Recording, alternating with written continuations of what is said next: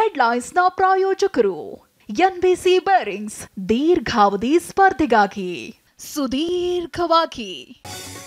ಮಂಡ್ಯದಲ್ಲಿ ಹನುಮ ಧ್ವಜ ಕಿಚ್ಚು, ಬಿಜೆಪಿ ಜೆಡಿಎಸ್ ನಾಯಕರಿಂದ ಜಂಟಿ ಹೋರಾಟ, ಸರ್ಕಾರದ ವಿರುದ್ಧ ಕುಮಾರಸ್ವಾಮಿ ಸಿಟಿ ರವಿ ಕೆಂಡ.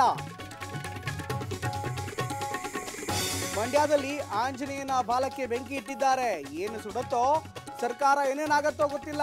ಚಿಕ್ಕಬಳ್ಳಾಪುರದಲ್ಲಿ ಆರ್ ಅಶೋಕ್ ಭವಿಷ್ಯ. ನಾವು 136 ಸ್ಥಾನಗಳನ್ನ ಗೆದ್ದಿದ್ದೇವೆ, ಕಾಂಗ್ರೆಸ್ ಸರ್ಕಾರ ಹೇಗೆ ಬೀಳುತ್ತೆ? ಸಿಟಿ ರವಿ ಹೇಳಿಕೆಗೆ ಸಿಎಂ ಸಿದ್ದರಾಮಯ್ಯ ತಿರುಗೇಟು. ಲೋಕಸಭಾ ಚುನಾವಣಾ ಬಿಜೆಪಿ ಕಾಂಗ್ರೆಸ್ ಹೋರಾಟವಲ್ಲ, ಹನುಮ ಭಕ್ತರು ಟಿಪ್ಪು ಭಕ್ತರ ನಡುವೆ ಹೋರಾಟ.